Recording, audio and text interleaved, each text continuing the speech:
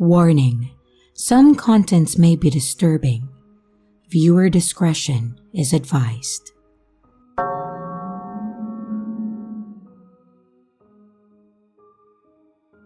I have been debating on posting this, not because I have been scared, but simply because this is my first post since joining Reddit. Please forgive my writing, as sometimes my wording and punctuation could be better. I'll start off by explaining the area so that you can get a good picture of where this occurred. We lived in a small neighborhood.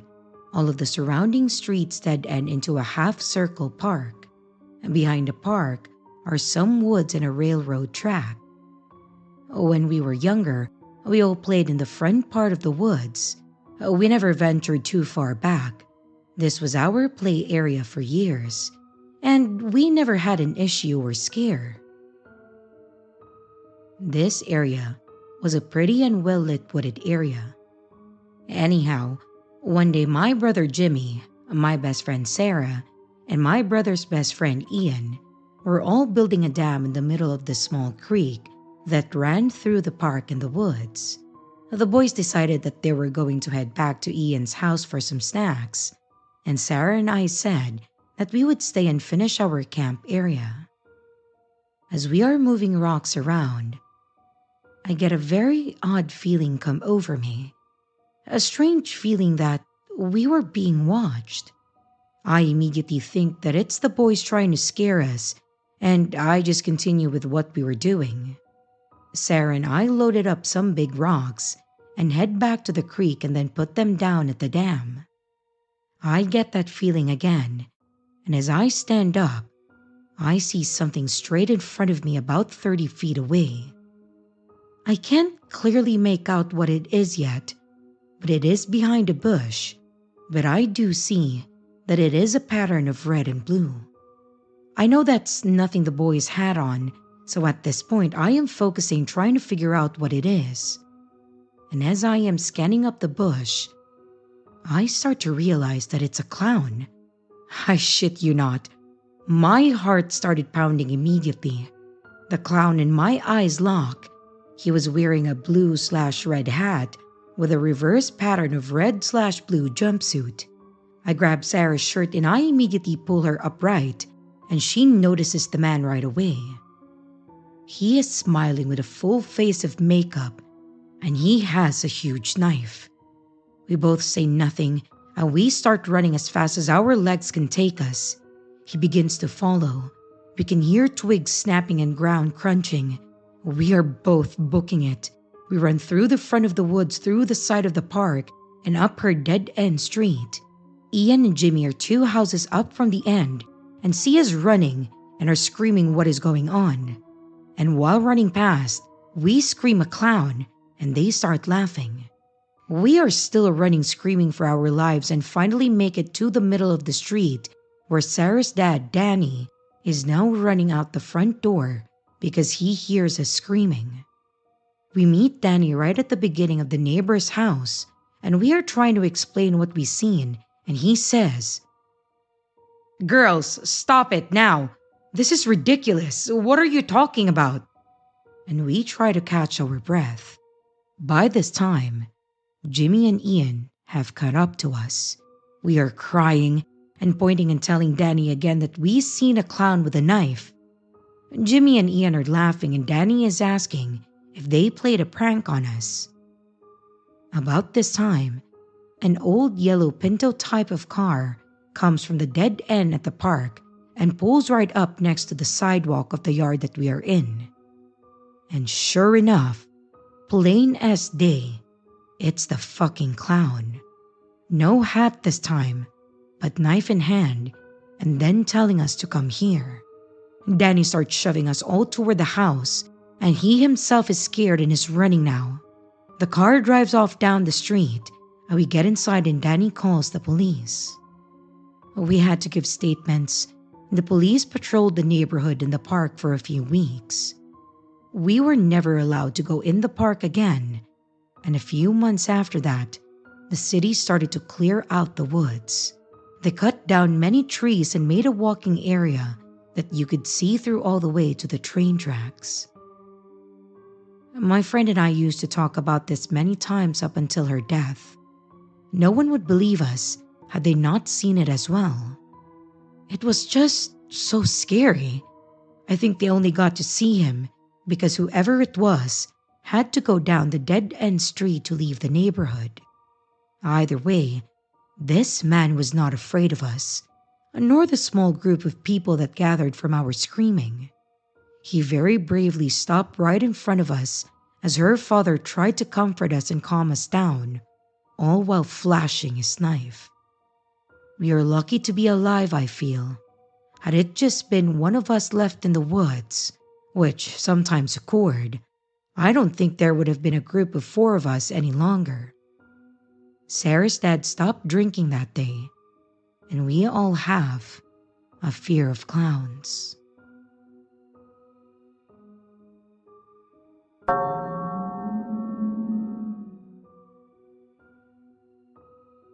Anyone remember back in 2016 that there was this big thing about killer clowns? Well, I didn't believe in any of it until it happened to me. I was in 10th grade when the whole clown thing happened. I didn't really believe it at first. I thought that it was just a big joke, just a bunch of losers that had nothing better to do but to scare people on Halloween. One night, I was walking home from my boyfriend's house. It was a far walk, but I liked getting out as much as I could, and I was looking forward for my long walk home. When I finally got to the east end of town, near the East Court Mall halfway home, I saw a group of people standing in the parking lot in the dark, and they started yelling at me. Now, I was a 16-year-old female at that time, so I was used to people, guys mostly, yelling at me or just whistling at me. I thought that it was a joke, just another group of guys yelling at me from across the street because they had nothing better to do. I just shook it off when I noticed that 2 of them were walking towards me. I couldn't make out their faces at first until they got a bit closer and were walking behind me now. I kept hearing them yelling at me, but the second time that they did it, they started laughing like psychopaths and laughing like clowns. I looked back to see that they were both wearing clown masks, and I could see behind them that there were 3 more clowns. I didn't want to panic or show them that I was scared, so I just walked a bit faster until I got to the end of my street. I didn't want them to see where I lived, so I made a wrong turn and I walked up to a house and I pretended to go inside. I hid behind a bush to see them walk right by me. Until I heard one of them yell out in a horrifying clown laugh, and a few others followed, and then another clown was yelling at me. "I'll find you, pretty lady. Come on, come out and play. We know where your street is, and we will find you. Yes, we will find you." They finally left after that, and I went home. But a few hours later, as I was getting a snack before bed, I happened to look out of my kitchen window to see a group of clowns walking past my house.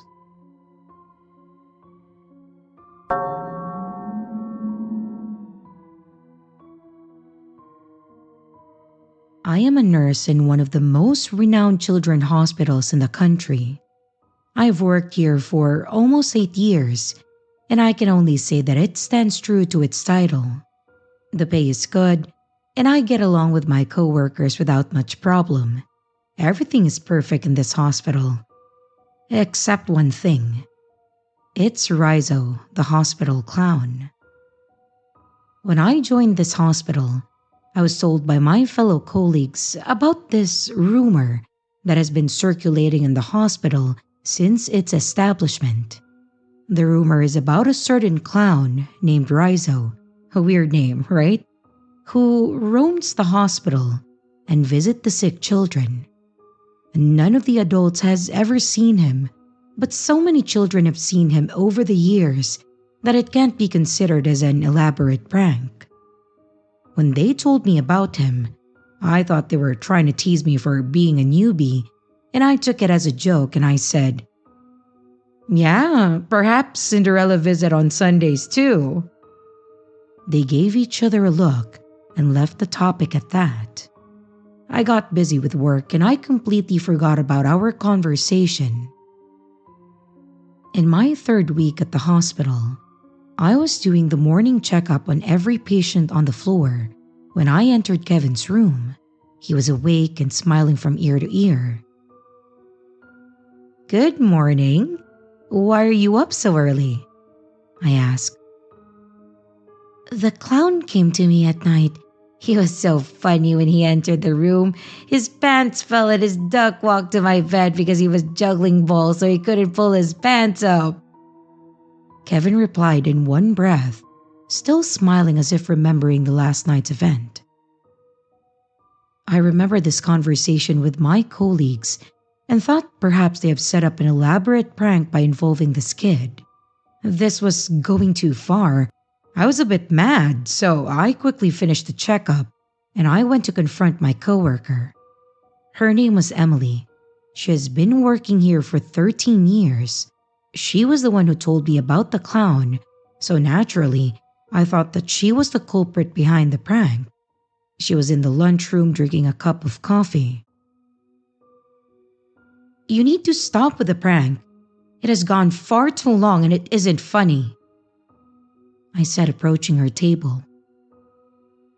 "What are you talking about? What prank?" she asked, looking at me with a confused look. I rolled my eyes and I said,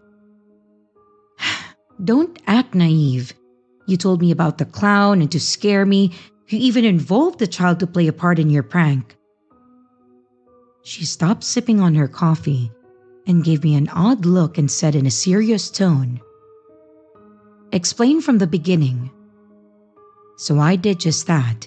I told her how I was going the routine rounds, and I told everything about my little chat with Kevin.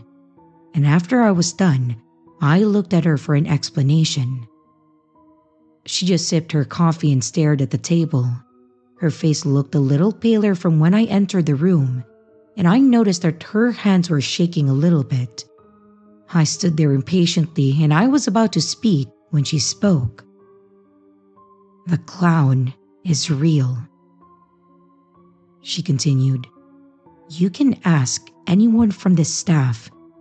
It isn't a prank or test for new workers. The clown is real, or as real as a ghost can be." "A ghost?" I was a bit shocked, to say the least. I do not believe in ghosts. I think the concept of them was created to scare small children. "Yes. I don't know how to properly explain it, but it has been here before I joined. No one knows who he is or where he came from. All I know is he can be seen by children only. We have tried to capture him in the CCTV, but there has been no evidence of a clown in any footage. He visits patients randomly, and we can't figure out any pattern in his visitations. He visits the patient, make them laugh, talk to them, and leave." "So he's just a friendly clown that entertains children while they're sick? Well, what a friendly ghost," I said jokingly. "So it seems," replied Emily. "But we always pray that no child ever see that fucking clown." "Why?" She took a deep breath and then looked me in the eyes and said, "He is the harbinger of death. Whenever he visits someone, the patient dies within 2 days of seeing him. So all of us pray none of the patients ever see him. But now he has made an appearance. Poor Kevin." It took a moment to understand what she was saying. "So you're saying Kevin will die within 2 days?" She nodded. "You know, I almost believed your story, but now I know you're all full of shit. We just successfully removed his appendix. There is no real threat to his life. In fact, he's getting discharged today. So, you are saying a kid who has no serious health problems will die within 2 days just because an imaginary clown visited him? That's ridiculous. Emily just stared while I was ranting. When I finished, she got up and left the room. While passing me, she said, "You will realize soon enough." I stood there for a minute and then I left the room to continue my work. Just to make sure, I visited Kevin's room and I checked on him again. He was doing perfectly fine and he was eager to go home. At 1 p.m., he was discharged from the hospital. And the next day, he was dead. His mother had gone to the supermarket for groceries while his dad was at work. He was watching YouTube on his phone when she left. When she returned, she called him to help her with carrying the groceries to the kitchen. But he never answered. She went to his room and then saw him lying on the bed. She called him again but didn't stir. She rushed to check on him, but he wasn't breathing. She called the ambulance but it was too late. The paramedics declared him dead. I was beyond shocked when I learned about this news. He was doing well when he left yesterday. I inquired about his cause of death. Apparently, the cause of his death was unknown, and while I was still processing the information, I came across Emily. From the look of your face, I guess you've heard about Kevin's death. I already warned you this was going to happen, but you didn't believe me. I was getting angry as she spoke, as if she was the reason that Kevin died.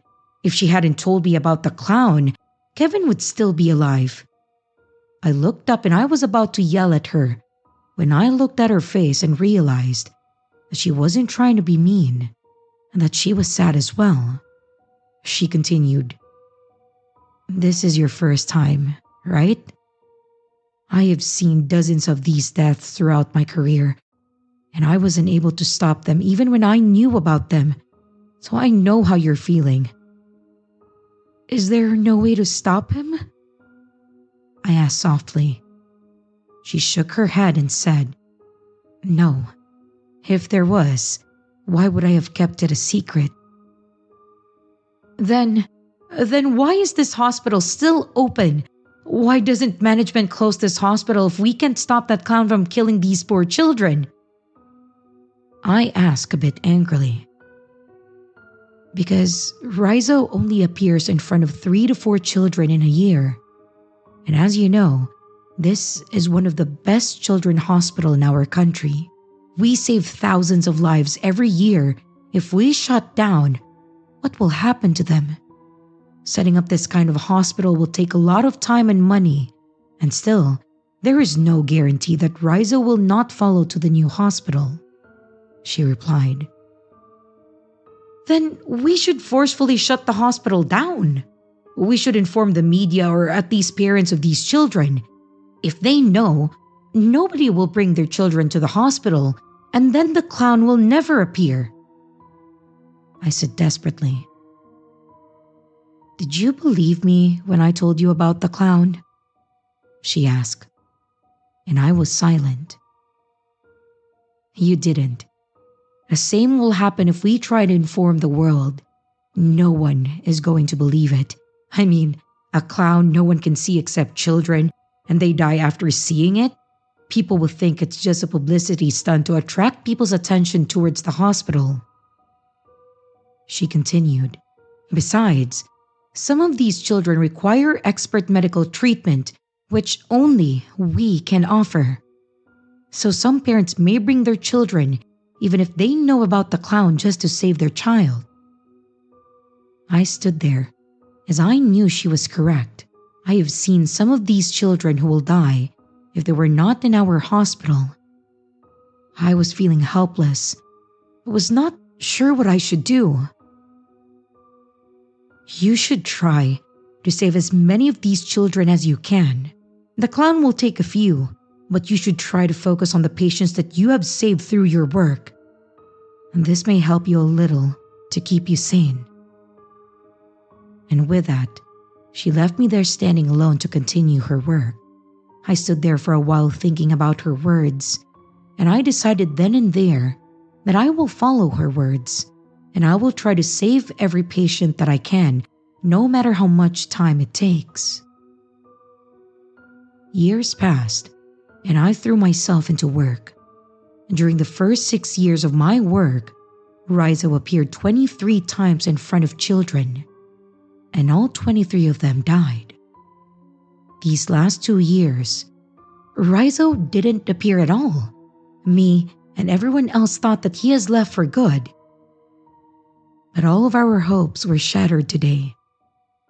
There were 283 patients in hospital rooms last night, and he appeared in all of them.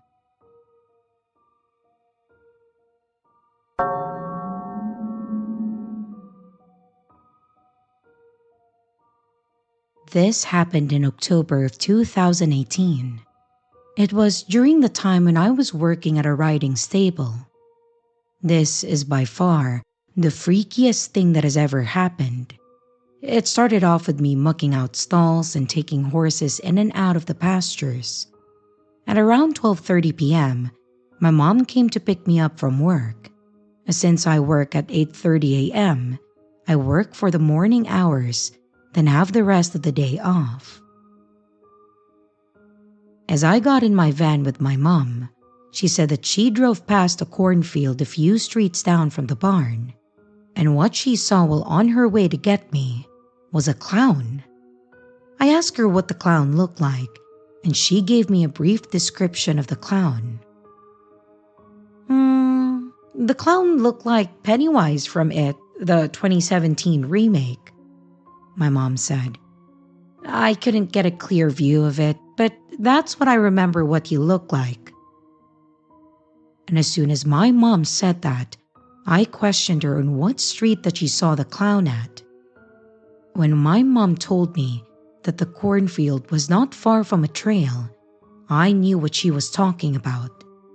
The trail my mom was talking about used to be a train track many years ago, but ever since the train track was removed, people used it for many purposes like hiking, dog walking, dirt biking, and many more. My mom wanted to take the trail that was by the cornfield, the one where she saw the clown. I was going to tell her that it wasn't a good idea, but she insisted that we do and take my dog there. My dog was a German Shepherd Golden Retriever mix, so he was about a few months old at that time. He wasn't really big, but he was always so rambunctious that we had to walk him every day. It was a pain to say the least, but it was fun too. My mom drove down a road that she took to drive me to and from work or riding. It was a quiet road and it never got busy. When my mom got to the cornfield where the trail was, she parked her van and me and her took the dog out. We couldn't see the clown, but I wonder if he ran off to hide or something. I didn't want to look for the clown, of course, so we just started walking down the trail. It was surrounded by trees with leaves changing colors. It was fall, which was my mom's favorite season. And as we walked down the trail, we let my dog go to run and do his own thing. After a few feet away from the van, I noticed a dirt bike on the ground. And upon getting closer, I looked to see that the bike had been there for a while. Unsure about if the bike was stolen or not, I noticed some damage done to it. The tires were slashed, the chain was broken, and the bike seat was also ripped. I looked to see if anyone was around, but I couldn't see anyone, thinking that whoever left the bike was taking a piss or something. And my dog was staring at something in the wilted cornfield. I walked up to my dog, I grabbed his leash to be safe, and when I took hold of the leash, I looked up at the cornfield. Winter was approaching within a few weeks, so it was normal to see most of the cornfields wilted in the area. I then see a figure in the field. That was what my dog was looking at. My mom was a couple of feet behind me, so she wasn't that far behind. I can see that the figure looked like the clown that my mom saw earlier. He looked to be about 6 foot tall. He was medium build, and he did look like the clown my mom described it to be. I wasn't sure where he was standing in the wilted cornfield, but I had no idea what his plans were. As I stared at the clown figure, it turned around to face me, and I can see that the clown had an axe in his right hand, and that's when shit hit the fan. To the right of the clown, I can see at least 3 or 4 men dressed in black about a few feet away from the clown. I was nearly pissing myself as I wondered about why those men were here. If it was private property or something, and why couldn't they have just told us to leave? The clown slowly began to walk towards me and my dog, and I almost froze in fear at that point. Suddenly, out of nowhere, there was a blood-curdling scream from somewhere in the forest. It sounded like a woman was screaming, and I lost my shit right then and there, so I booked it down the way that I came with my dog, not looking back at all. And when I caught up with my mother, I told her to run, and so we did. Despite my mom having breathing problems, we ran all the way back towards our van. And as soon as we got to our van, we looked back to see if the clown was behind us. There was no one following us, but we didn't want to stay to find out. My mom drove down the road until we got to our hometown, looking occasionally for any vehicle that might be suspicious.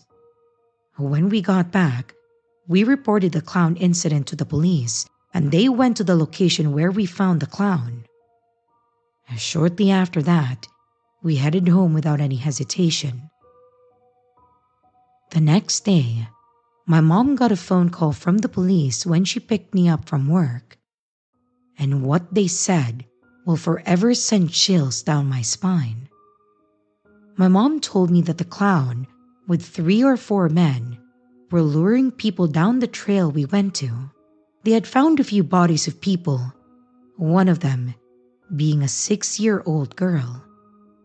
I was sickened by what the police found, knowing that those men were waiting for me and possibly my mom and dog in the field. If my dog hadn't alerted me and my mom about that clown and his men, I wouldn't be alive today. Let this be a warning. If you see anyone wearing a clown mask in the forest or in a cornfield, run away from it.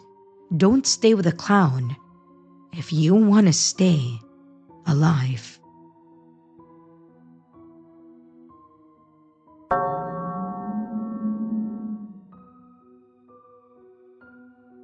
Several years ago, my wife, our daughter, and I were invited to a birthday party. It was a friend of ours' first child, and being that they were pretty well off, they always went all out on these parties.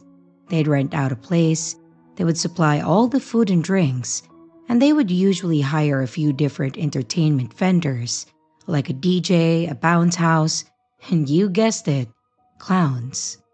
The kid was maybe about 5 or 6 at that time, so I suppose they may have been interested in it. But upon getting there, they definitely seemed more interested in playing dress-up. It was supposed to be a princess ball style, so there were tons of kids in big dresses and suits.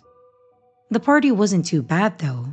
It was at a community center, and as expected, they had different foods and snacks all served on the fake painted silver plasticware to make it look royal, I suppose. The clown, of course, was then dressed to be more like a jester. He was doing silly stunts and magic tricks, as well as balloon animals and crowns. The kids seemed entertained for a while, and then they would lose interest. He did well at keeping character even when the kids weren't aware. He walked around and he offered balloons to the kids. He would help them up the blow-up slide and even casually talked with us. He didn't give off any weird vibes either. Anything borderline weird, like when a kid hurt their leg or when another's dress got caught on something, he'd have a parent come over to help. Definitely seemed like an up and up guy, and we even mentioned it to our friend. Mackenzie actually said that she had been referred to this guy by other people in her area that had used him before, and with all the great reviews, she decided to go with him. As the party was ending, kids were beginning to get tired and some were cranky and crying, so I walked out back to smoke while my wife talked with the others.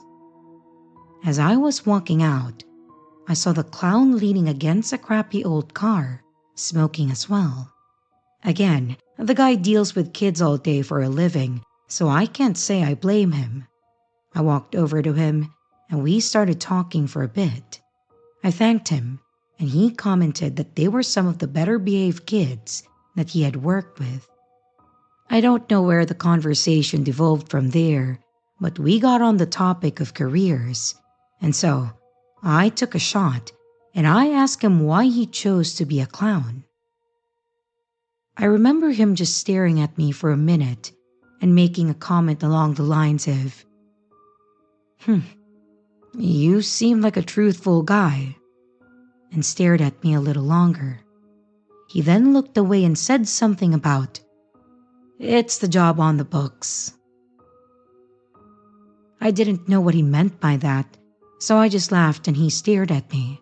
And now, it felt awkward, so I just shrugged it and said, "Yeah, of course." And finally, he laughed too and made a comment about, "I knew you'd get it. You have a family to take care of, so you'd do whatever you needed for them, right?" And so I agreed. I don't know what I did or said to make him trust me, but from there he just started unloading. He started talking about how it started with him working at the post office with his mother after he got out of jail for possession. His mom made him get a job since he was going to be living with her. He started learning, and as he put it, business and government politics. And he hated how they were so strict on things that you couldn't do there. He hated how much they took out in taxes, so he started to do his own little research. He started asking questions on forums, researching, and even started his own website to post his own blogs. This got him into what I'm just gonna call it as it is, conspiracies. He said he learned about the different types of taxes that were taken out and wanted to know what they were used for. That's when he found the wrong forums for answers. He learned that the money goes to the government on the checks, but it actually goes to the NSA to fund their experiments and operations. Stunned at how well he held in the crazy and trying not to laugh, I just asked what he meant by operations. He stopped and he looked around at first and said that there are people around us that aren't who they appear to be. Again, I asked what he meant by that. He then started talking about how when someone seems different, like when they don't remember important details like memories, dates, names, or when someone looks just different enough, like their eyes were green and now they appear brown. He said that's when the NSA snatches people up, brainwash them to become their drone basically, and then release them back into the public to continue life as normal. I asked why they would do this, and his reasoning was to spy on us. He said they do this so that they have inconspicuous people around to see where people are making money and how much. That way, they could adjust taxes or add new tax bills, or to see if they are a threat to their operations or experiments, and if they needed to be taken out. So, what does all of this have to do with being a clown? He said that way, the government could see how much money he's making and do whatever they want with it while he ran his website and video channel on how to stay safe and gave lessons that he charged for, products that he sold, and donations, which was where he made his real money. That way, they also couldn't trace his purchases. He even continued to live with his mom, so he didn't need a high-paying job and just paid his mom for rent. All this just tossed at me to a guy that seemed completely sane playing around with our kids. I took one more shot and I asked him how he knew about any of this and what made him think that it was real. He then handed me a piece of cardstock with some name and website written on it. He said that he didn't want to pay for business cards, as that would then be on public records, and this was to be kept more underground. All he would tell me was that he was just a regular old Joe Schmo, and that's what was written on the card. Great. He said that I should check it out as he had better info on it and great packages on how to check your home for any bugs or how to check friends and family without giving yourself away. I started putting the card away when my wife walked out and asked me to help inside. I agreed, and I started wrapping up with this Joe when he asked me if I have noticed anything different about my wife. I told him no. He told me to keep an eye out as they are typically the first ones to go, women, because they are easier to abduct. So I told him that I would keep an eye out, thanked him, and I started walking back in, to which he shouted that he'll check in with me later, and I nodded to him. I didn't notice till I was back inside what he had said. I didn't give him any of my information. Thinking he just thought he did, I let it go. What I did not let go, though, was telling Mackenzie. I don't know if he should be around kids or even people. What if he suspected someone at the party? What would he try to do? She said that she was going to report it, but that's about all I knew. However, our interactions wouldn't stop there. I started noticing this guy a few times during the next few days. He would be sitting in his car, smoking, just watching me leave work, my kids' school, and even my home. I didn't tell my wife because I didn't want to freak her out, but my wife noticed him outside our home. I was pissed, and I was scared too. I didn't know what he was thinking of doing. My wife said that she was going to call the police, but I went out there to confront him. I don't remember what all I said, but I just remember becoming even angrier because he was just smiling. His reasoning was that he spilled a lot of information to me and didn't go through the proper steps to make sure that I was really trustworthy, so he had to follow up. He was obviously able to find out who I was and all about me, which was terrifying. But he said that I had been cleared and that I wouldn't ever see him in person again, and then he left. The cops did show up, and we gave as much information as possible.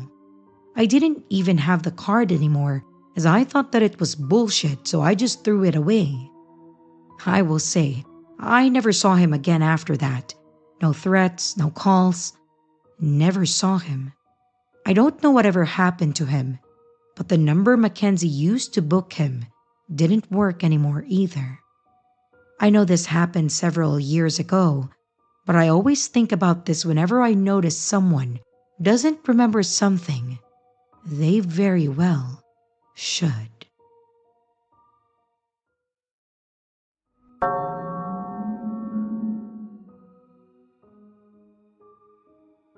It happened in a small Russian village sometime around 2008 or 2009 when I was about 8. It's the kind of place where everyone knew each other, or at least pretended to. It was late, at about 10 p.m., but it was warm. The streetlights bathed the road in a dull orange glow. Everything was quiet, except for the hum of our bike tires on the pavement. I was with a few kids I sort of knew. Not really friends, just familiar faces. We weren't talking, just riding and letting the night stretch on. And then he stepped out of the dark. I recognized him instantly. Everyone did. It was some drunk who lived in the village, always lurking around, always wasted. I had never spoken to him and never needed to. But now, he was right in front of me. and before I could even process what was happening, he grabbed me. The smell hit me first: booze, sweat, and something sour. His grip was tight, his fingers digging into my arm. Then in a slow, slurred voice he spoke. "Where are my cigarettes?" I had no idea what he was talking about. I wasn't carrying any. I didn't even smoke. I stammered out the first thing that came to mind. I don't know. His grip tightened, and his breath reeked as he leaned in closer. "Where are my cigarettes?" Panic set in. I tried to pull away, but he wouldn't let go. My voice cracked as I repeated myself. I don't know." It was like he didn't even hear me. His voice was slower this time, almost a growl. "Where are my cigarettes?" And that's when I lost it. I screamed, a full, terrified, gut-wrenching scream. Not words, just pure and controllable fear. And that's when they ran. Every single kid who was with me bolted the second that I screamed. There was even a 16-year-old among them, bigger, older, stronger than me. But he ran too. No hesitation, no looking back, just gone. And that's when it really hit me. I was alone. Maybe that was what saved me, because as soon as I started jittering and screaming, the drunk lost interest. His grip loosened. Maybe he thought that I was having a seizure or something. I didn't care. The second that I felt his finger slip, I bolted. Home wasn't far. Just a house at the end of a long driveway leading straight to the main road where we had been riding. I sprinted down the driveway with my heart slamming against my ribs, and I crashed through the door. I couldn't even form proper sentences, just panic shouting, words stumbling over each other as I tried to explain. My grandma and my grandpa turned to me, alarmed, but before I could even finish, my grandma glanced out the window just in time to see him. He was still there, still coming toward the house. She didn't hesitate. She grabbed a wooden stick from behind the door and then stormed outside, moving faster than I had ever seen her. She hadn't seen what happened, but she had heard me. She saw him chasing after me, and that was enough. The second she reached him, she unleashed hell. She didn't just yell, she screamed, calling him every name under the sun, and then she started swinging, hard. Each hit landed with a sickening thud. The guy stumbled back, too drunk to fully process what was happening, mumbling something as he tried to shield himself. She didn't stop until he finally turned and disappeared into the dark. A week later, I saw him again, still drunk, still stumbling around the village.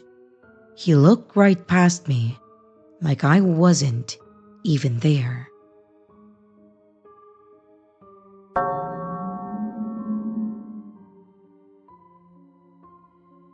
For the past 2.5 years now, I have been living in the north of the Scottish Highlands.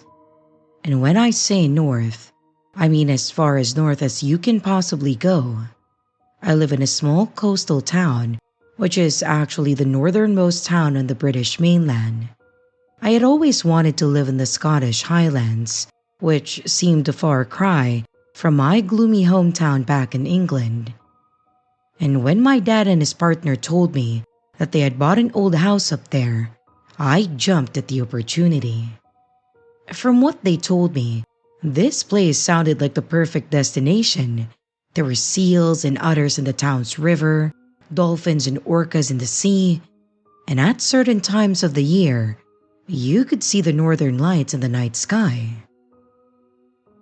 But despite my initial excitement of finally getting to live in the Scottish Highlands, full of beautiful mountains, amazing wildlife, and vibrant culture, I would soon learn that the region that I had just moved to was far from the idyllic destination that I had dreamed of.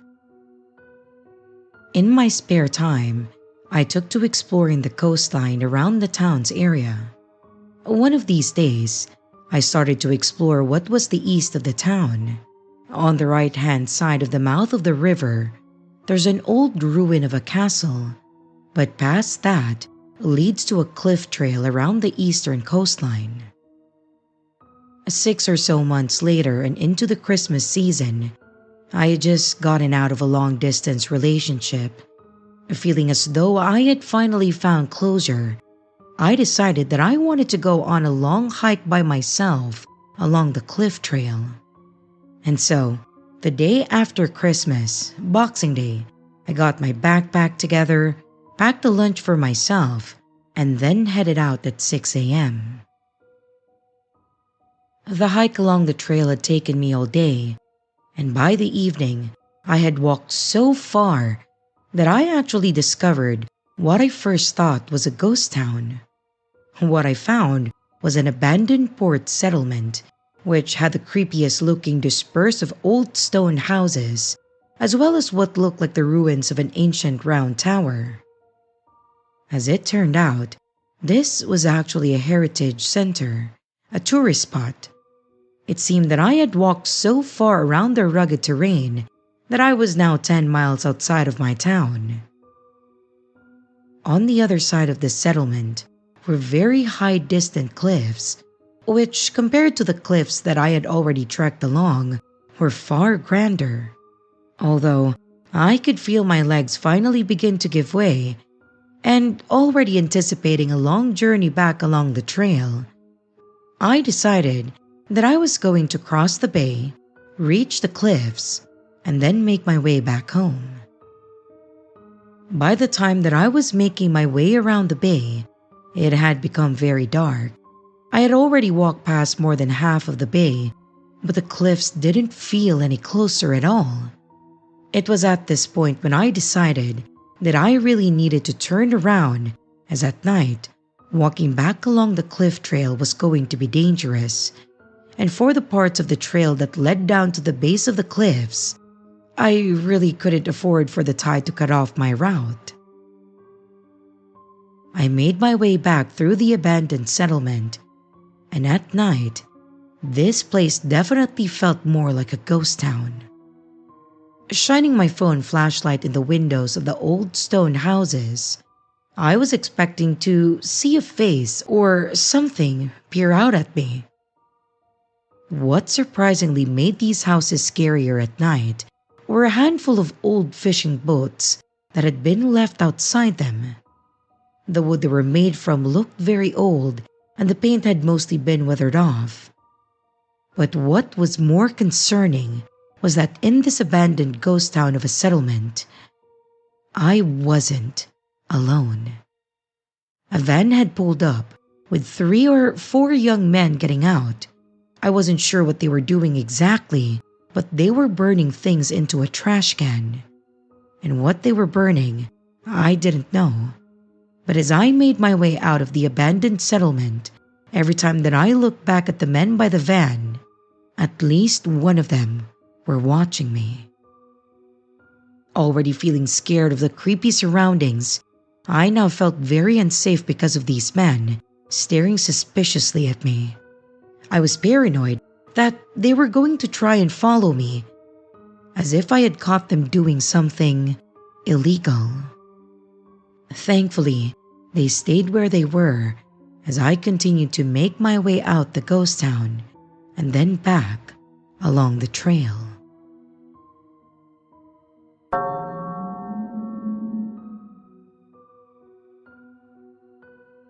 Hi, I was listening to one of your recent videos and it reminded me of something similar that happened to me while I was in college. So I thought that I would share it with you. Unlike all the crazy stories that I have heard about college students going on trips for spring break, I was far too broke to do any of that. But thankfully, I wasn't alone. I lived in a small town, going to a local college and living in one of their dorms. My two roommates and I didn't have a lot of free time or money to plan something crazy, so we just went to parties that our friends hosted or friends of friends. That way, we could still have a good time and it was cheap to free. I remember one party though that I will never forget. It was nearing the end of spring break actually, and we learned of a local party that was open to anyone, and they just asked that you bring your own beer. That was reasonable for me because I wasn't picky and I could stomach some pretty cheap beer, so the three of us all got a 12-pack and then drove over to the party. We got there and found some of our friends and just let loose. We drank, we played drinking games, we did stupid pranks on each other, and it was a really good time. I met a few people that I didn't know, and even some people that I just knew in passing at school. At one point, I ended up outside and I was watching some people do stupid stunts into the pool. I was standing on the patio next to a guy that I didn't know and made a comment about one of the stunts that they pulled out looking like it hurt. The guy laughed and explained how he should have done this instead and probably would have pulled it off better. I don't remember the exact thing he said, but it was something to do with some kind of aquatic thing. The dude sounded like he was a professional swimmer or something. So, I asked him about it and he said that he was on the swim team. He told me a bit more about the science of swimming, I guess, and some of it was pretty cool. I threw some dumb scenarios his way, and he assured me of how it would work or how much of an utter failure it would be, and we had a good laugh. After some time, he said that he had to go and then walked off. My last thought was, cool guy, and I moved on with my night. After some time, I was talking with some other friends and I brought up the swimming guy.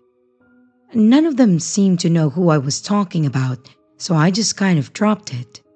It wasn't unusual for uninvited people to show up, and as long as they weren't a problem, there was no sense in trying to make them leave.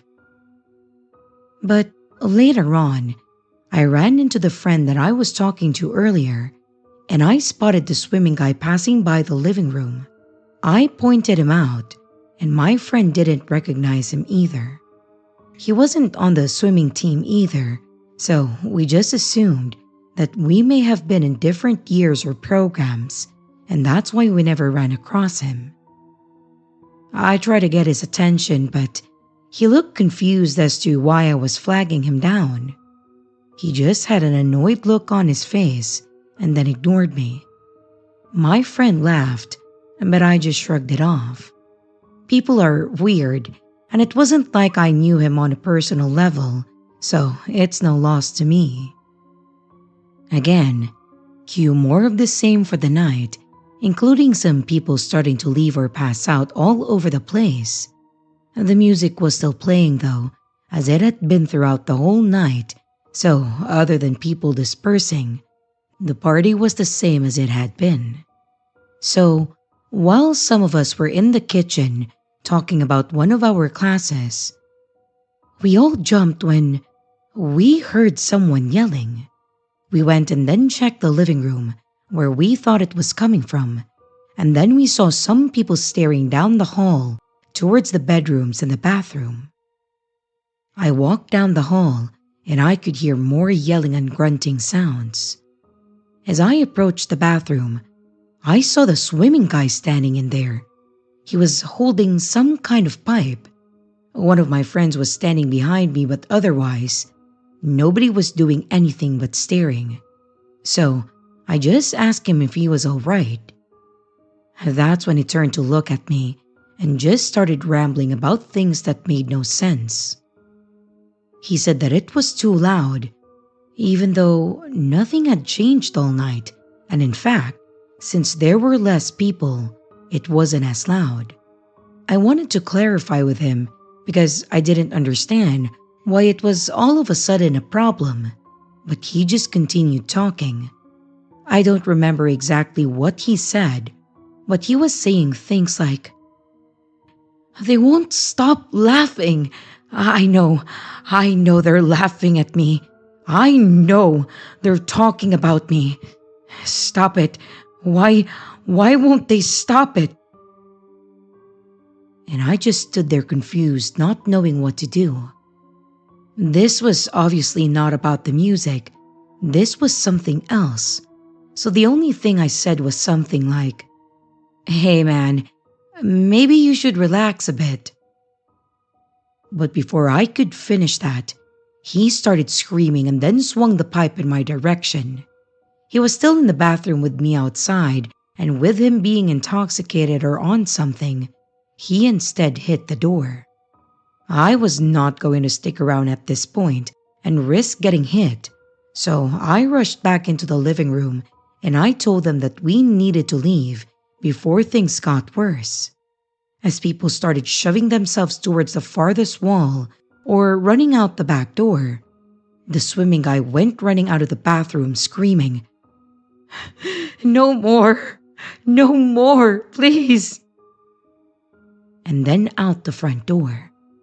I watched him from the front door as he ran into the road and he was struck by a car. A bunch of people were still inside and saw this, causing them to scream. I ran to call 911 from the landline that I had seen, and it was just pure chaos. I barely knew the address, so I had to go check that. I didn't even know the guy's name, and I was trying to explain what had happened while people were screaming in the background and me not being in my right mind either. I kept walking back to the front door, and I saw that the person in the car did stop. There were a few people from the party out there now, but I had no idea of the condition of the guy. An ambulance finally showed up, so I got off the phone and I ran outside with them. They already had him on the stretcher and they were putting him in the ambulance. I didn't see him move once. I didn't hear anything from him, and I feared that this man that I just met was now dead. I was horrified, not knowing what else to do. I went back into the house and I watched as many people left crying, shoulders and head low, saying nothing. The next day, I tried contacting people that were at the party, trying to figure out the name of that guy, but nobody knew him. There were so many people that I knew from that party that I found it difficult to believe that no one else knew the supposed student. He gave details about the school and some of the teachers, so I found it hard to believe that he could have been lying. I even tried to go to the hospital and describing him and when he got there, but all they could tell me was that he wasn't there anymore, but couldn't provide any information. I guess it made sense. I went in looking for someone that I couldn't even give the name of, but at least, by the way that they were talking about him, it reassured me that he hadn't died. It may be a bit anticlimactic, but that's where my story ends. I never did learn who that person was, and those that I still have contact with still cannot recall his name or even remember him at this point. Since then, the memories of that party stayed in the back of my mind. I took a small break on partying, but when I got back into that scene, I feared experiencing something similar to that. Thankfully, I never did though. You just never know what someone else is going through. So, no matter where you are, it doesn't hurt to learn names and all possible escape routes. Anyways, thanks for letting me share my story.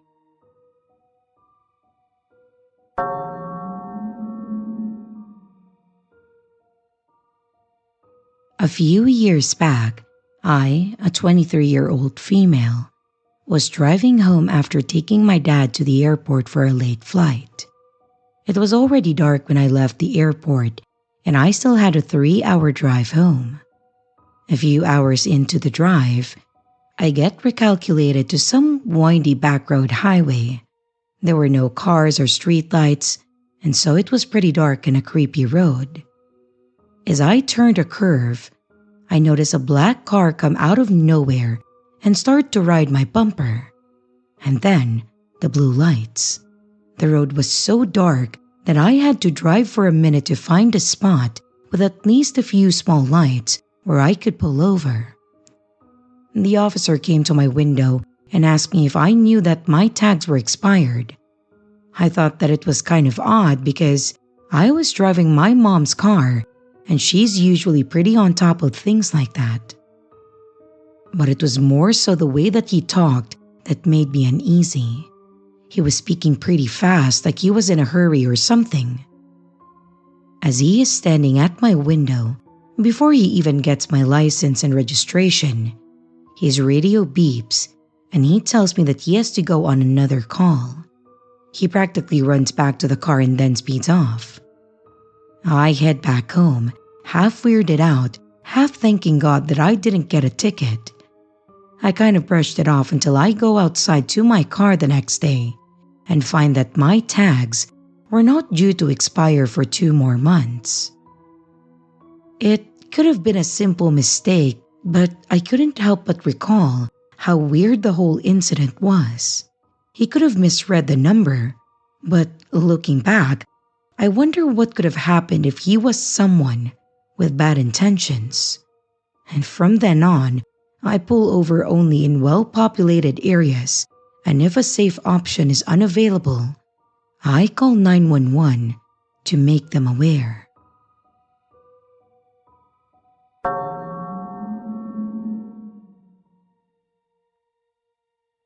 This is something that happened to me when I was around 7 years old, and it's been on my mind a lot lately. I wanted to share it because it's one of those memories that never fully leaves you, even if it's a little blurry now. So, me and my younger brother, who was 6 at that time, were just hanging out in my bedroom. We were on my bed, eating candy, and watching YouTube on our iPad. Pretty much what we did every chance we got back then. Our house was 2 stories, and my room had a window facing the front yard. At some point, I think I was the one who glanced outside, and that's when I saw him. There was an old man standing on our lawn, smoking a cigarette.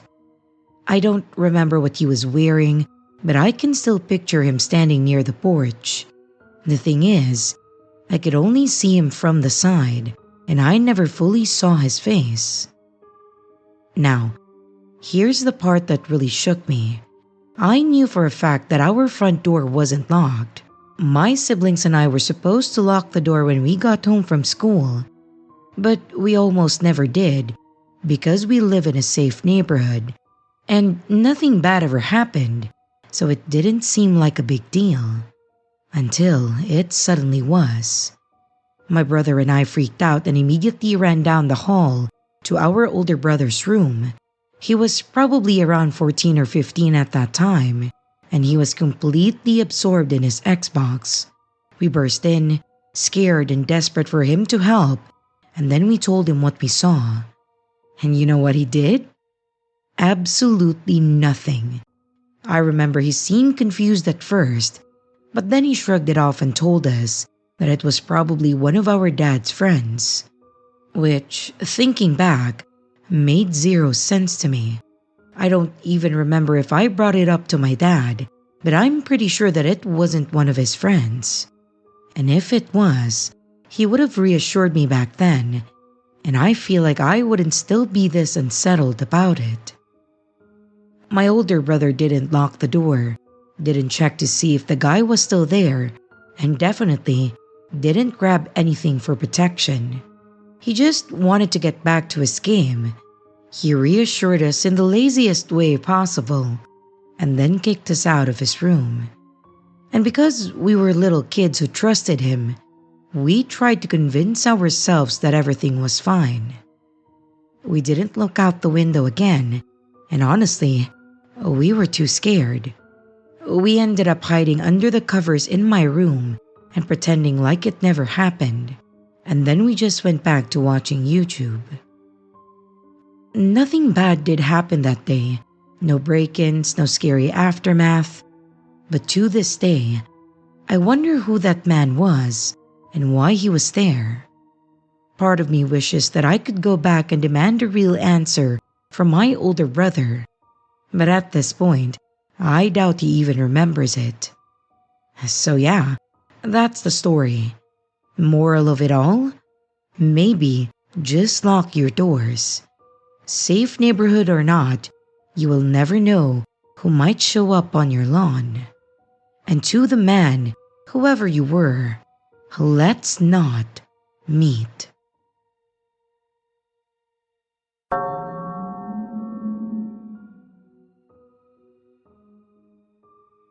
I'm a female, and I moved to a new apartment a few months ago, and I live alone. I have been continuously creeped out by the maintenance guy. I just can't tell if he is just nice and nosy, or possibly has bad intentions. On my move-in day, he already knew me by name and he was waiting by his truck to greet me. I am 27 and he is probably in his 40s or 50s, and I think has mentioned that he has a daughter. In the first few weeks when I would work out in the gym, he would constantly walk by and I would catch him looking at me. The first time that I had a maintenance request, he started texting me from his personal phone about the request, and he kept asking if I would be home, and he came and left the unit multiple times according to the text. I was at work at that time. After he left, he texted me about he noticed the magnet on my fridge from North Carolina and he wanted to know why I had it, and then started chatting about his personal life and how he used to live there.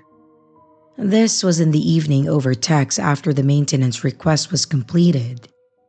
I tried to be short and sweet in my replies because I didn't want to have a personal conversation with this man, but I didn't also want to be rude.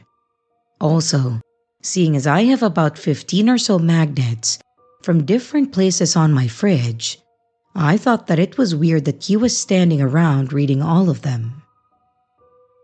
He then started texting me every time that I got a package to inform me that it was delivered. The next time that I had a maintenance request, he brought a package in for me. The package room is all the way across the complex, which may have been a nice gesture, but it still felt a little strange to me. I sent him an email asking that he please communicate with me over email instead of text for organizational reasons, because my texts delete frequently. This is not a lie, but the truth is, I was feeling uncomfortable with the texting, and then he agreed to this. Last night, I submitted a new request about my HVAC, and he sent me a message in the portal that he would be coming by in the afternoon. Again, I was at work. I didn't see any updates posted about what he found or fixed online. And when I got home from work, I see a note on my counter. It is handwritten, says that he is not ignoring me, but has been advised by the office to not have direct written communication with the occupants. I would like to give him benefit of the doubt, but I expected the note to be an update about the maintenance request.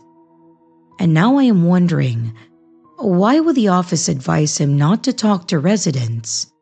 Maybe someone else was uncomfortable with texting and they told them?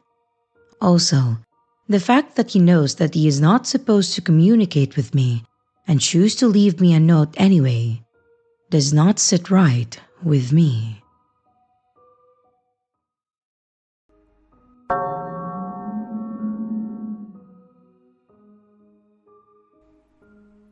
My dad's family has owned a funeral home and cemetery for many generations.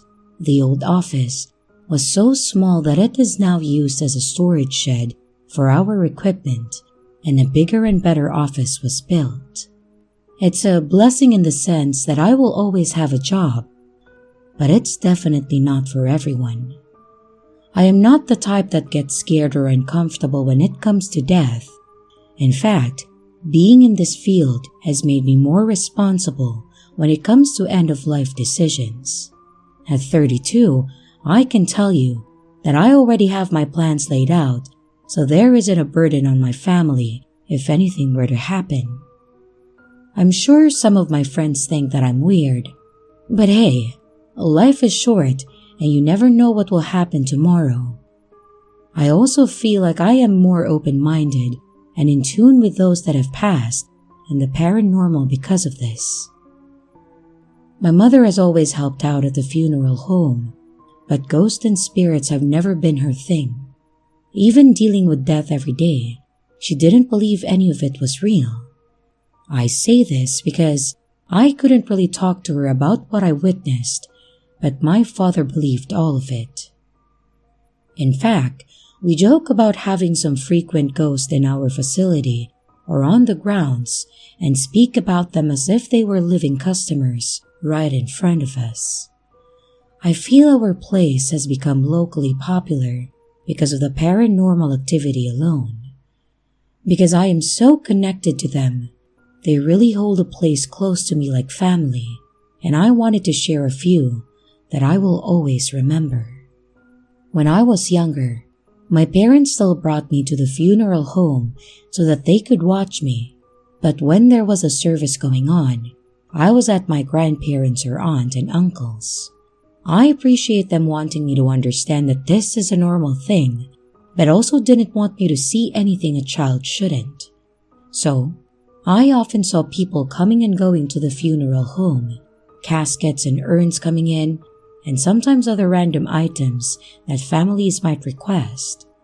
One in particular that stood out to me when I was about 6 was a really gorgeous blue casket, but it was also very small.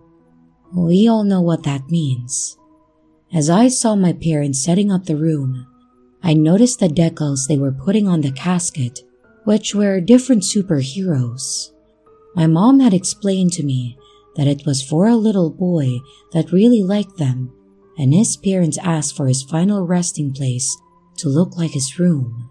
So they dressed it up just as they wanted, before they brought him out for the services, and before the family arrived to set up the rest, like personal gifts and pictures, and I was ushered off to my aunt's and things continued as normal.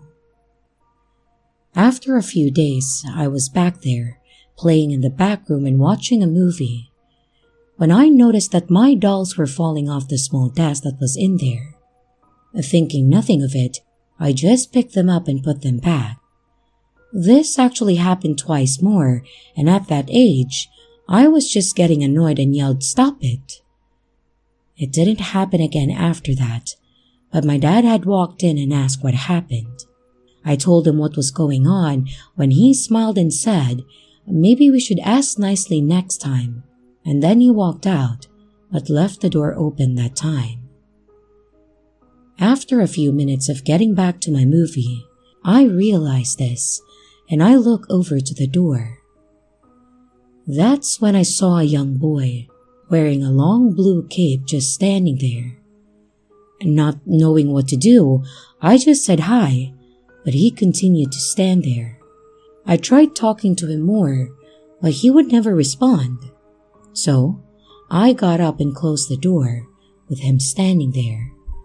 And a while later, my mom came in and asked how I was doing, and that's when I brought up the little boy. She said there weren't any boys there, and asked what he looked like.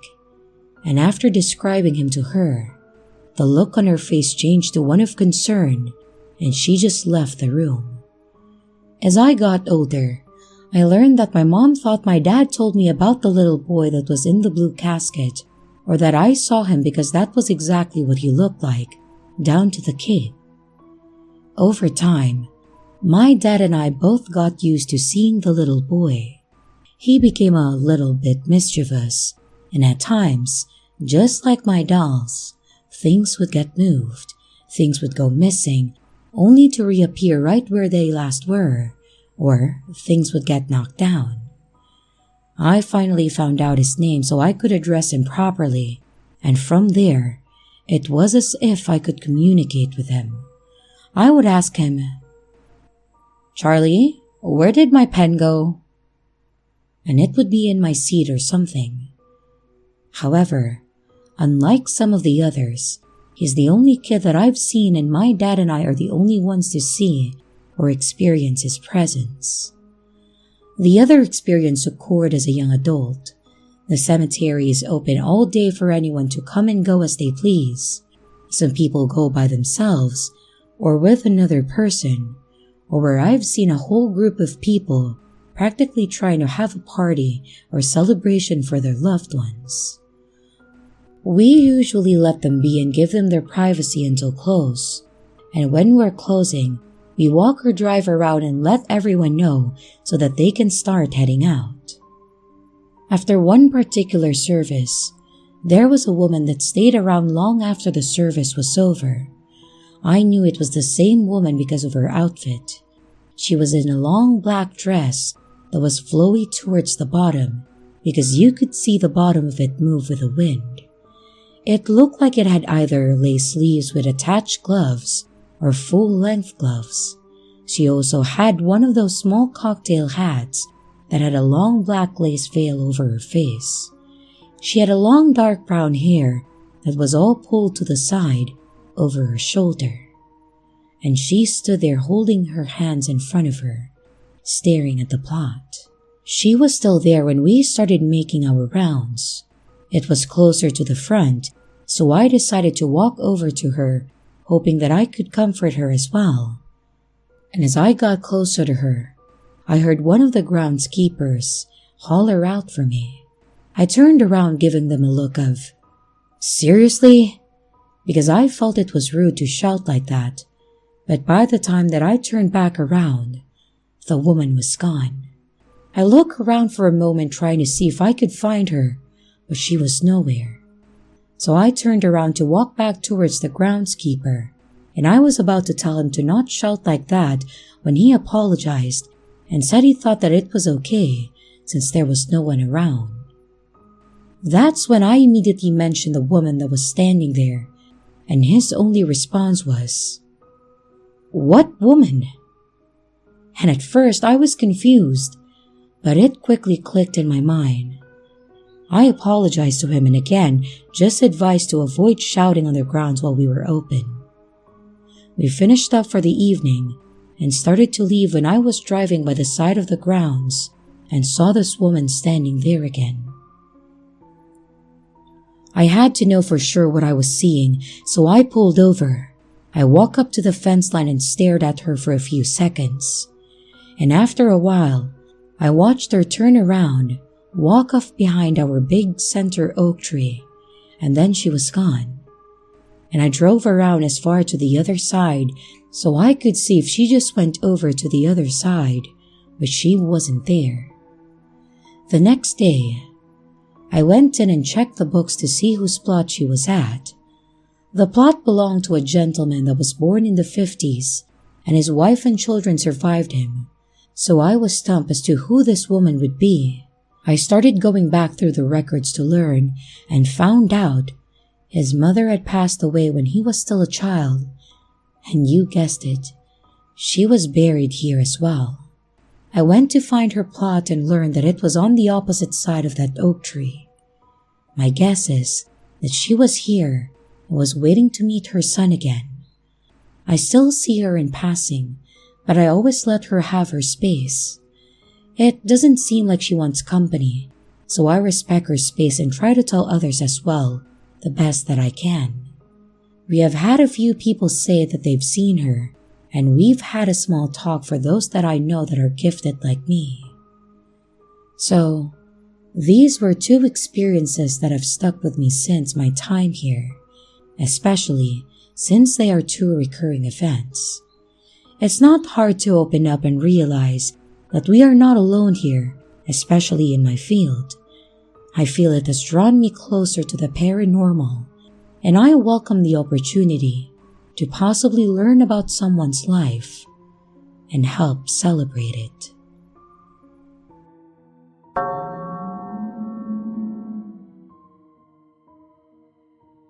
This story happened 3 years ago. I had just come back from a vacation outside of my city, and my bus dropped me off at the station at around 1:30 a.m. I got to the main road and started looking for a cab to head home, but there was no cab or person in sight. I was standing there for a good 5 to 8 minutes looking both sides of the road, trying to find down a cab, but was unsuccessful. When out of nowhere, to my left, I saw a girl in a white sari, which is a traditional dress for women of my country. She had not been there a moment before, and she was standing around 50 feet away underneath a lamppost.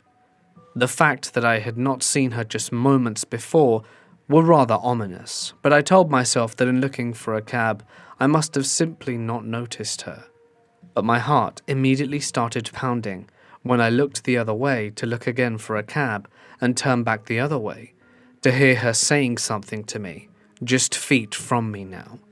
She had made it to me in record time and in near silence. My heart was nearly pounding out of my chest in fear when she said, "Can you do me a favor?" I was shaking at this point. I took 2 steps back.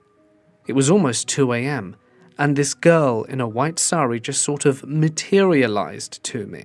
She said that she needed to get home, that it was rather late, but would like someone to accompany her, and asked if I could do her this favor. It wasn't far from here. Just for context, at this hour, it's very uncommon to see women out alone at night, simply because it can be quite a dangerous place for a woman by herself at this hour. Knowing this, despite being afraid, I walked with her, fearing for her safety if I didn't. We walked. I didn't want to talk or make eye contact. I didn't even ask her where she was going. I just followed her, walking next to her but keeping a distance. She didn't say a word the entire time we traveled, which was eerie. After walking for maybe 15 minutes, we reached a steel gate. She made a happy face and said that she lived not too far from here and thanked me. She turned back around and started walking. I thought my job was done and began walking in the opposite direction to try and look for my cab again. But curiosity panged me in the chest, and I wanted to know which direction she was traveling in specifically from here. As I turned my head around, mere seconds after her departure, I looked to see no one there. I looked at the steel gate and couldn't see her past the distance, which would be unlikely given the few seconds that had passed since me seeing her last. When I took a closer look at the gate, I noticed there was a chain and padlock around it, so there's no way she could have unlocked it, locked it again and gone through in that minimal amount of time. That's when I looked up and saw the sign over the gate, and it said it was a cemetery. Then I started running. I saw a mosque in the distance, and thinking that would be a safe haven, I ran towards it, opened the doors, and fell to the floor. The imam or priest came to greet me with a baton, thinking I was a thief. When he saw me on the floor, he spoke to me and asked what happened, and I explained everything to him. He understood and told me the following story. 8 years ago, a girl was sexually assaulted and her life taken. People found her limp body underneath the lamppost. The same lamppost I had seen her at earlier. Her face was messed up. No one could identify her and no one came to claim the body. No complaint was filed to the police, and the people responsible still roam free. Since no one claimed the body, the locals buried her in the cemetery. Since then, a lot of people, especially young guys, have had interactions with her. Some hostile, some peaceful. I'm glad that mine was otherwise, and I don't think I'll be forgetting in a hurry my interaction with the late night girl. I'm from a small town in Iowa with around 7,000 people. When you grow up in a small town, you become really resourceful at finding fun things to do. You make the most of fun while you're having it. Urban legends are plentiful and always fun to hear. I don't live far from our capital city, and as I got older I started venturing into the city. I made a lot of friends and they loved hearing the stories of me growing up in such a small town and the fun things we did. They would beg me to take them to a cemetery about 40 minutes from our house. It's a place that I'd only been to a handful of times. I admit that in the daytime it's very innocuous. I know the area somewhat well, as I've hunted out there and been on quite a few late night drives too, but by night it becomes very creepy. I will state this now, I'm not going into the supernatural if something creepy happens to look at me. I'll look for a logical explanation. If you tell me a haunting story, I'll roll my eyes, but there is no explanation for this one. So one evening, some friends from the city call me. They want to go to this cemetery and they want me to take them out there. I agree, so they make their way down to me and we all go around 8 p.m. This is in mid-fall, so it's somewhat dark at this time. We stand around having a few smokes and catching up with one another, and there are 5 of us, and around 9 p.m. we leave. Part of this trip is on a paved highway, but the rest is on limestone, gravel roads, and about 6, maybe 10 miles at most to the graveyard. We took my friend's new car at the time. It was a few months old, and was a reddish-maroon Pontiac G6. If you've ever drove on a limestone gravel road, you'll know that your car will get covered in a fine white dust. We make it to the cemetery. The entrance is a large cast iron gate. So we go in, and I show them the headstone. It's a very large one from the early 20th century, and it has a very creepy saying on it. Something like, "Where you are now, I once was, and soon you will be where I am." Since reading it, I found out it's a pretty common thing on old headstones. My friends are in agreement. Yeah, that's really creepy. They ask if anything has ever happened to me out here. No, not really. My car once overheated by driving it, but that's about it. Now, this gravestone sets in the last rows facing west, and to the south, maybe 50 yards, are a whole row of children's small graves, just big enough to fit names on the stones that were quite small too. Well, urban legend says if you run between those graves, zigzagging through them, you will die. My friend starts trash talking, telling me that's the dumbest thing he's ever heard of. He yells he's not afraid of any stupid dead babies. I said, I don't know, man. I always heard that whenever someone did it, they were dead a week later. He tells me I'm an idiot. He starts running through them and gets halfway and says he could care less about the supposed curse, but he doesn't complete the whole run and comes walking back. We joked with him and asked him if he's too scared to do it, and he says, "Yeah, I got creeped out halfway through." We went back to the entrance, had a few smokes, shot the breeze a minute, and I was ready to leave. I hadn't had dinner, and I was getting hungry. It was around 11 p.m, and we headed back to the town I live in. On the south side of town, there's a McDonald's. I pull in and we head in to have dinner. When we leave the car, it was under a street light, and the car was well lit. When we get to it, a friend noticed there were small handprints all over the car, no fewer than 20. They were the size of a 2-year-old's, but not all were the same size, but all were very small. They were on top of the trunk, on top of the roof. You could see them because they were outlined in the dust from the gravel road. I remember looking really close, and you could see fingerprints in the white dust, highlighting every crease, and it's the weirdest thing I'd ever seen. There's no explanation. If they were there before we went out, they would have been covered by the dust. We couldn't figure out how a kid could have gotten on top of this car. There are no kids around where the owner of the car lived, nothing. We tried to come up with a reasonable explanation as to how they would have been there, but nothing made sense. I told my friend that ran through the graves, he better watch out. To this day, if you bring it up with him, he won't hear a word of it and will leave the room or get angry that you brought it up with him. And we're close to 20 years since that happened.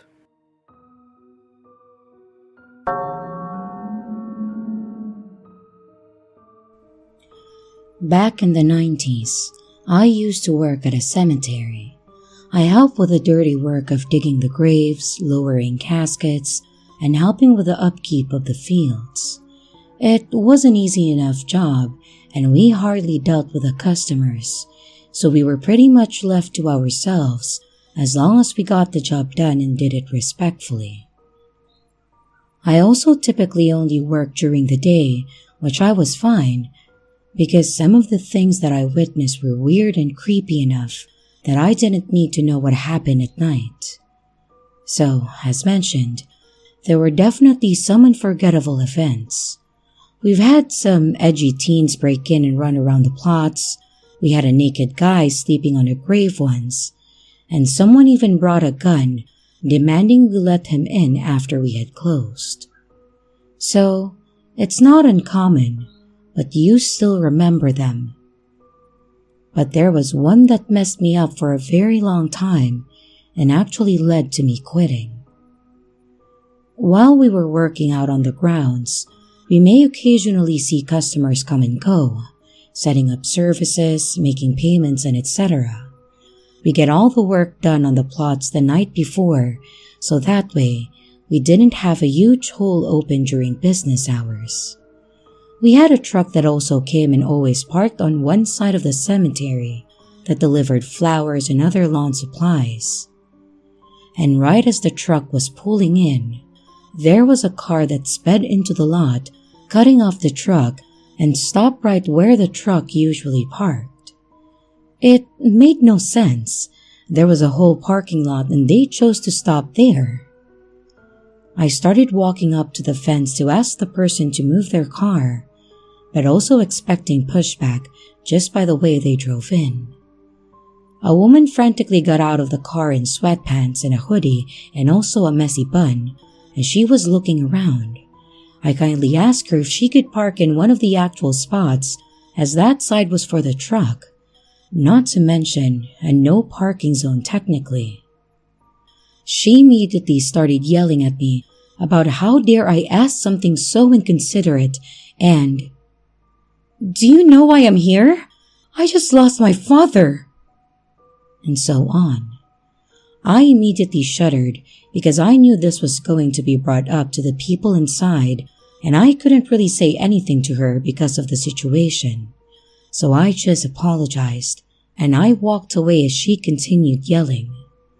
Someone did come out a little later and asked me what happened, and I explained it all to them.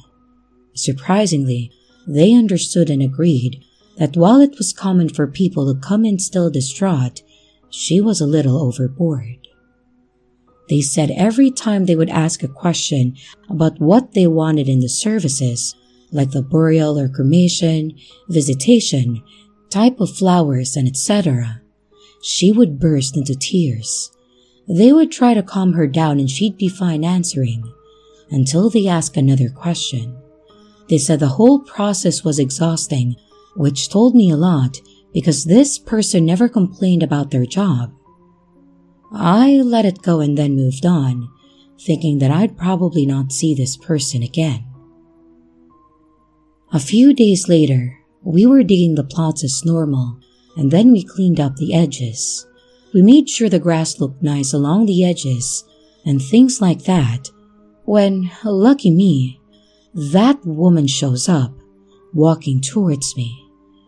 I hold my breath expecting her to go off on me, but I kept my cool and greet her. She approached me smiling and asked if there was a plot number whichever. I pulled up my sheet to confirm, and she told me that this was her father's. She then apologized for her reaction the other day and explained that it just had been hard for her since she took care of her dad, and he was the only one that supported her too.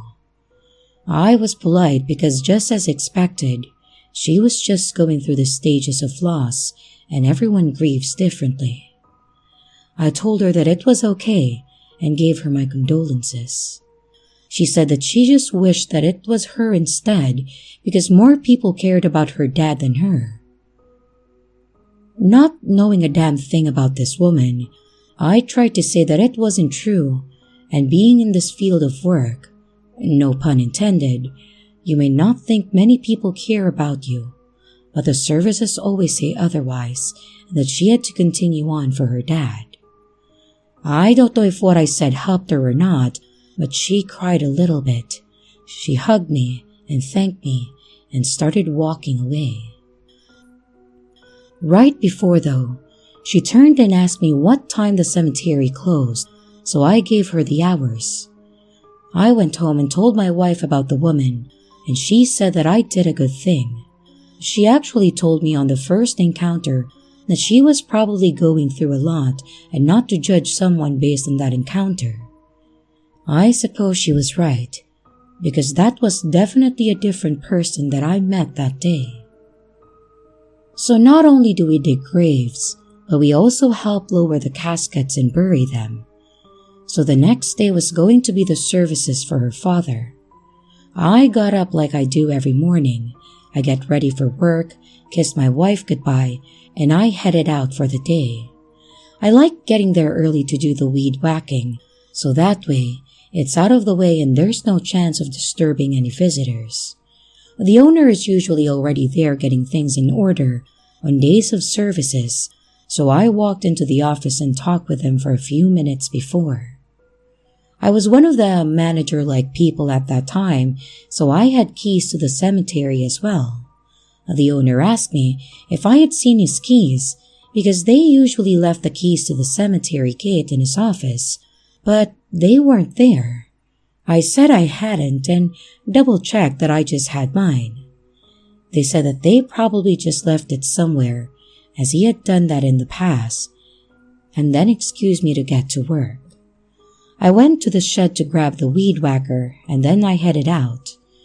And as I was walking around and getting closer to the plot that we had just dug the other day, I noticed the grass looking disturbed, like something was placed in it because it was flattened.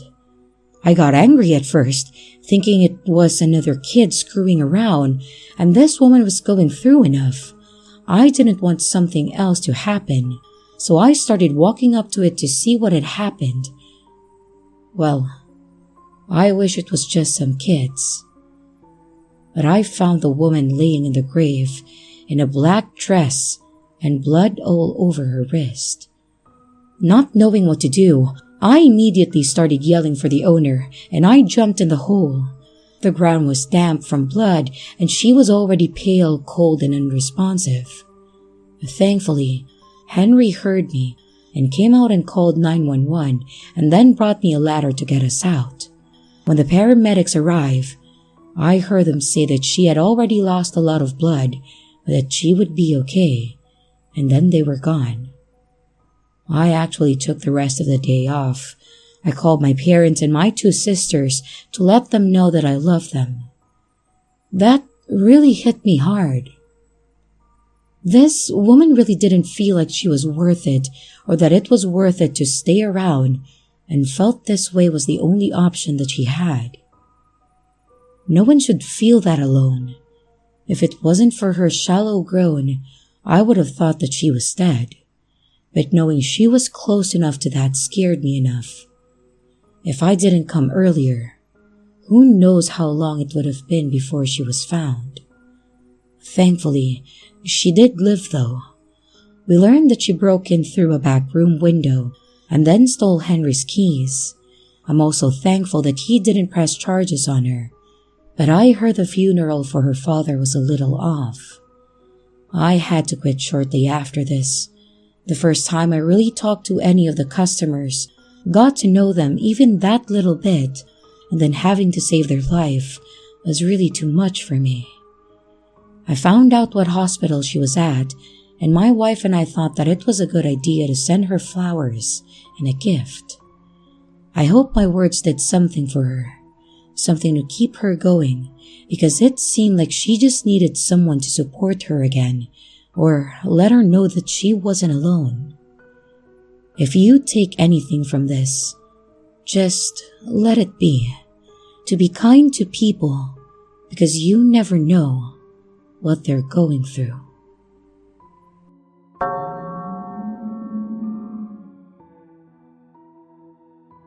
When I was 6, My babysitter was this nice middle-aged lady and her equally nice husband. My twin brother and I were always at their house in the summer and hung out with the couple's 2 grandkids, another boy and girl sibling set of similar ages. This was literally my happy place. This lady had the best movie collection for a 6-year-old. It's where I saw The Last Unicorn for the first time, as well as The Little Mermaid, The Great Mouse Detective, The First Land Before Time, and The Brave Little Toaster. And her husband was a phenomenal cook by a kid's standard. Every day was chicken nuggets and pizza day. They had kid-size 4-wheelers, a pool, a huge kids' playhouse, and a jungle gym set up in the backyard. And they put on the best 4th of July show in the county for years. 6-year-old me was the happiest girl on the freaking planet, and they were some of the wealthiest people in the area too. Neither of them worked, so I had no idea where their money came from, but I didn't care. One day midsummer, the 2 boys were being typical boys, and the little girl and I thought they were being mean. In reality, the boys wanted to play war or something, and the girls wanted to play weddings, or something similar. She and I were sad, and we refused to play with the boys. Instead, we decided to pick flowers that grew at the edge of the forest. We thought it was baby's breath, but it was really just poison hemlock. Seriously. Kids, right? So we're walking along the edge of this dense forest in the middle of banjo country in southern Ohio.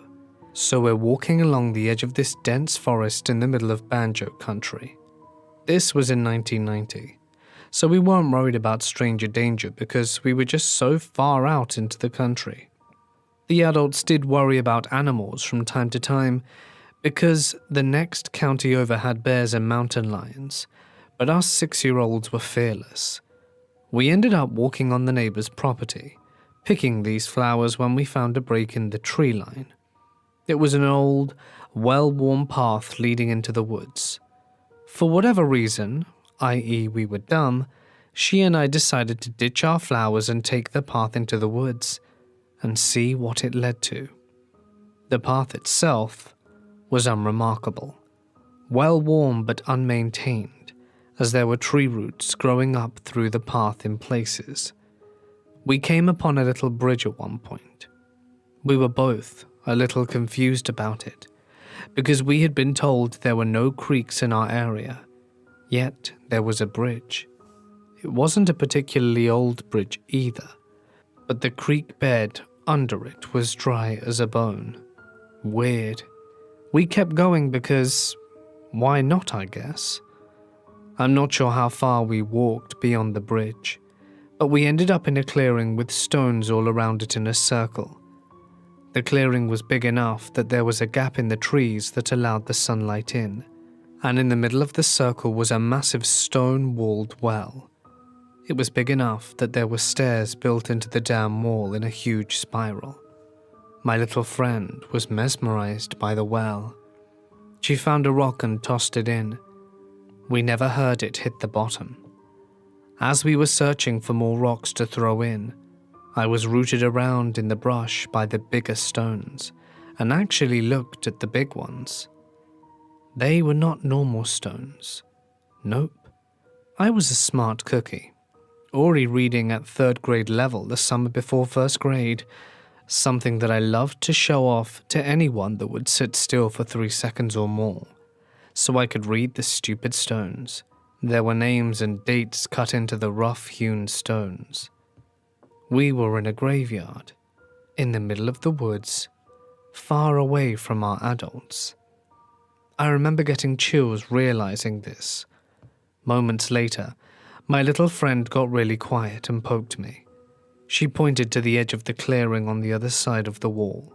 Thankfully, not the side that we had entered the graveyard on. My little heart would have exploded, I think. She was pointing at a dark shape standing just inside the woods facing us. We both stood up very slowly and stared at this dark shape. At some point, the The little girl took my hand and tried to get me to leave, but I couldn't move. The fear was paralyzing.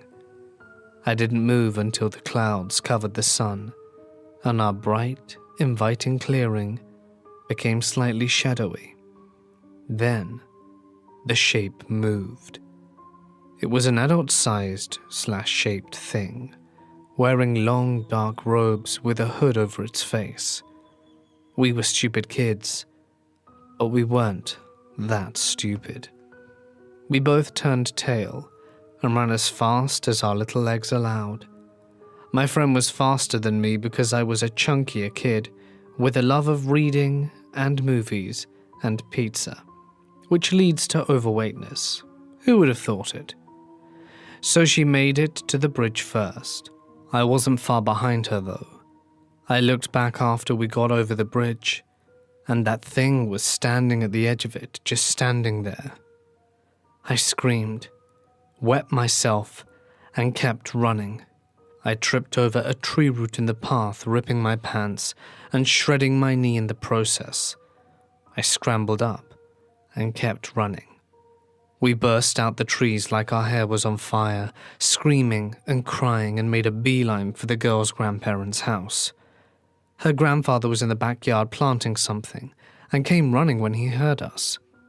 We were absolutely hysterical, and nothing could calm us down.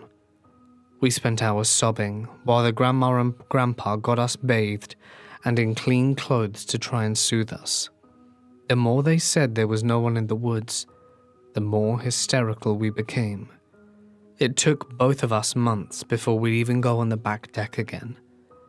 Everyone was convinced we'd made up a story with our hyperactive imaginations, but the adults humored us. The kids, not so much. The next summer we were forced into the backyard for the annual 4th of July party. Tons of kids.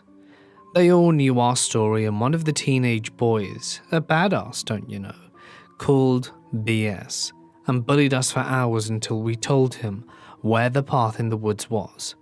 And then, he made us go with him. Cue another incident of me pissing my pants. Yay! To my utter relief, when we got there, she and I both remembered where the path was. There was nothing. No path.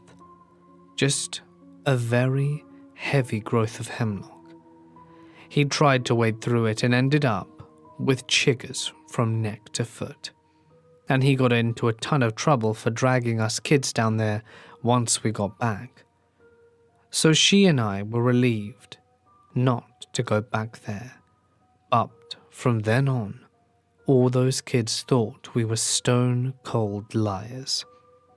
Fast forward 15 years later, 16 years after this all happened, my mum mentioned that the grandpa passed away a few months prior while I was off school.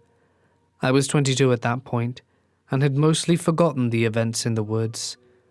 I expressed my condolences and asked what happened. I mean, this guy was a friend of my mum's for 20 plus years. My mum started being evasive, so I got curious and pressed her, and she said that he had hung himself in their garage. Jesus, wow, okay, that sucks. And then she told me the bad part. His granddaughter, my little friend, was the one that found his body. All around him were notebooks with crazy writings he had amassed over a very long time, some dating back to the early 70s apparently, detailing his dealings with demons and spirits and other crazy things. He had left notes for all of his loved ones. The note for his granddaughter was an apology for not protecting her from the demon at the well, and the note for his wife was an apology for leaving her, as it was the only way to protect her and the other people he loved.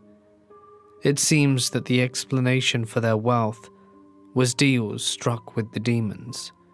After a few decades of these deals, they had started coming to collect on the debts the man owed, and what they wanted was for him to kill his family in payment. So, he killed himself instead. It was the craziest thing I'd ever heard, but it made total sense. Everyone wrote the guy off as having a serious mental health issue, threw the journals away, buried him and moved on. No investigation, nothing. I can rationalize everything we saw and experienced to some kind of weird psychological reaction to picking hemlock. That wouldn't explain how both of us had the exact same delusion though.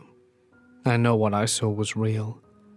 I might not remember all the details nearly 30 years after, but I do remember the fear, and I still have that scar on my knee that has never faded. I'm not afraid of the woods nor the dark, or anything like that. But I have a very healthy respect for the dead, and don't mess with demons and stuff. In the immortal words of Ducky, nope, nope, nope.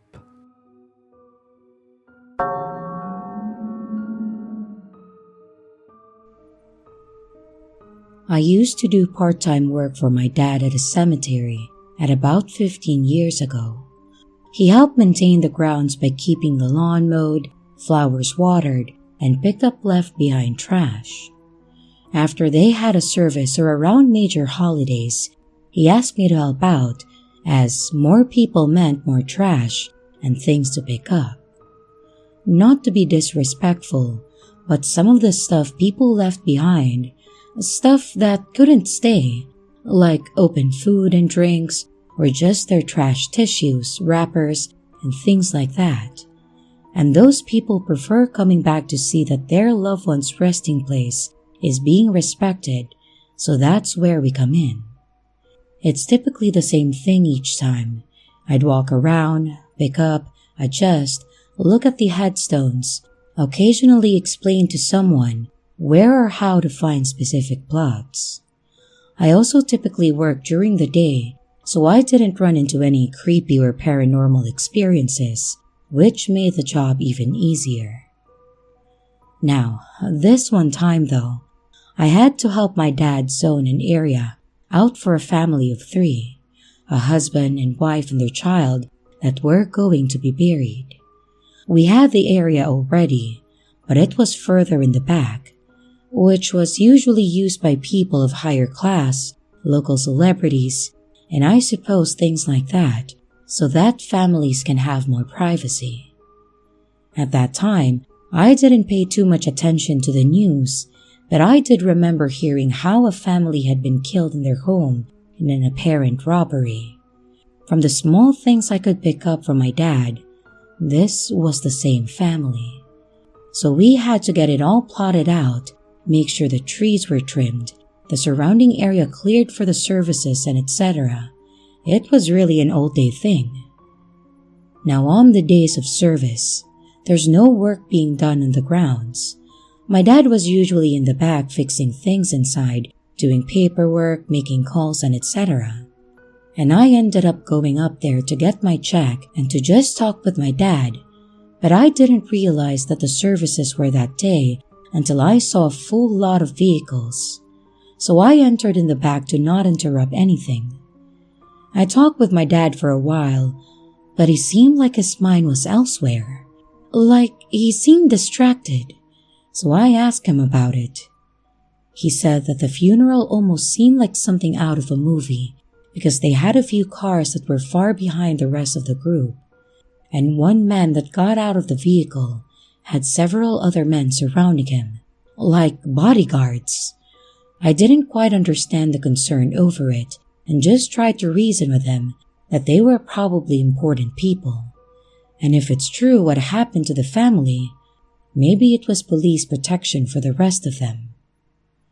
He still seemed to be keeping an eye on them, but loosened up a bit. I ended up leaving a bit after to enjoy having the weekend off and a fresh paycheck. Now around this time, my mother had recently had surgery on her knee, so she needed a lot of help getting around. My sister worked overnights and was still living at home at that time, so she helped my mom while my dad was at work, and he took care of her in the evenings. The day after the service, I was at my parents' for dinner, and while we were settling down after dinner, my dad was telling me how he had this weird feeling that something wasn't right. He said he couldn't explain it, but he just felt like something was wrong. We tried to go through the normal things, make sure the stove was off, the dog was inside, and nothing was missing. We even called my sister to make sure she was okay, which she was. Then my dad mentioned the cemetery, worried that he may have forgotten something there, like to close or lock the gates, the door to the crematorium, or something like that. And since he wasn't the owner, I could at least understand the concern because he would be responsible if anything happened. I offered to go check it out to make him feel better. They were both hesitant at first, but I finally convinced them that I would be fine. I didn't believe in any superstitions, and if all I had to do was to check some doors, then I would be fine. So I left with a promise to call them when I got there. I pulled up to the front and noticed an old beat-up car in the parking lot. The lot is usually empty, but we might occasionally get people parked there to sleep or just talking in their car or something. I got out and walked around the car, but as expected, there was no one in there and no one around. I figured the car just broke down as it looked like it hadn't moved in months as is. So I walked up to the building. I checked the door, which had been locked, and then I went inside. I called my dad from the phone in the funeral home, and I walked around to make sure that everything was turned off and locked. I seemed to have calmed his nerves some more, so after I hung up, I locked the front entrance and then I started to head out. As I was walking back though, I noticed the gates to the grounds were partially open. There was usually this chain-like lock that went around it so no one could get in. It was just dangling from the fence, so my thought was, my dad probably just forgot to lock it up, and that was probably the issue he was having. I went to secure it, and when I looked up into the fields, I had a weird feeling. Something was telling me to go check in there. I got annoyed with myself after convincing my dad that nothing was wrong, but something was really bugging me to check it out. So I skipped grabbing the golf cart and thought that I would do a quick walk through the grounds. Everything was looking fine until I kept walking towards the back. When I got there were 2 shovels sitting next to that family that was just buried, and even worse, they had been messed with. There was a pile of dirt on the side and they had knocked over one of the headstones. And as I went to turn around to go call someone, I was then knocked out cold. When I finally started to come back, I noticed that it was still dark and I was laying in the grass and my head was pounding. That's when I started hearing the familiar sounds of dirt being shoveled. I tried to turn around to check the sound when I felt something cold at the back of my head. I will never forget that sound. I just threw my hands up and stopped moving otherwise. I don't even remember what I said to them, but probably something pathetic and pleading. It felt like I was like this for hours though. I just remember there was at least 3 people, and they weren't speaking English, but I have no idea what language it was. And after a while, I was told to lie face down and count to 100. I know I didn't get far when I was knocked out again. This time when I woke up though, it was day, and I was not in the graveyard but in a hospital bed. Of course, my parents were there and they were freaking out and trying to explain what happened. When I wasn't back at their place after 20 minutes or so, my dad started getting worried. He went out himself to check but also called the cops to meet him there.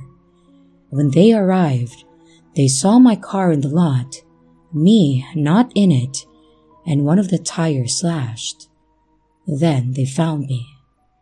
Those people had completely dug up the husband's grave and destroyed the coffin to obviously get something that he was buried with. But what? What could be so important that you have to dig up a grave for it? I know they never caught anyone because I had to make a statement and they kept me informed, and as far as I know, No one in the family knows who could have done it either, or at least they aren't talking. This did push my dad to convince the owner to get security cameras, and since then, the worst they get is a raccoon or a person sleeping in the parking lot again. But I also won't go there alone at night anymore either.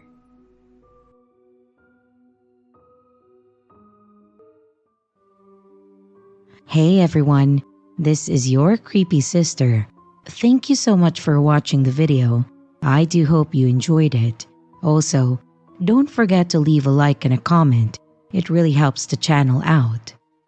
A big shout out to both my channel members and Patreon members. Thank you so much for taking your support to the next level. You guys are great. And again, to everyone, stay scared because your fear feeds me.